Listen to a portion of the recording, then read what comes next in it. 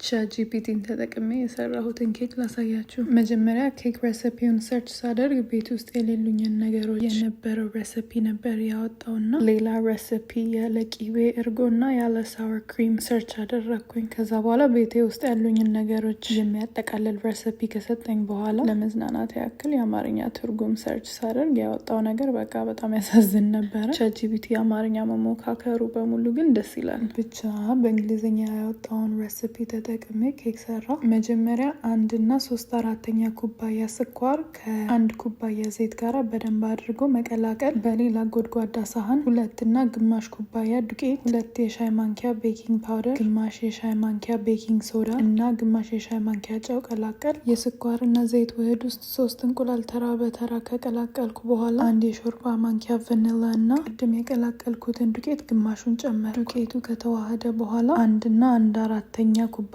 ወተት ጨመር። የቀረውን ዱቄት ከጨመርኩ በኋላ መጋገሪያውን ዘይትና ዱቄት ቀብቼ ኬኩን በ180 ዲግሪ ለ55 ደቂቃ ጋገርኩት። የቻትጂፒቲ ኬክ እንግዲህ ይህን ይመስላል።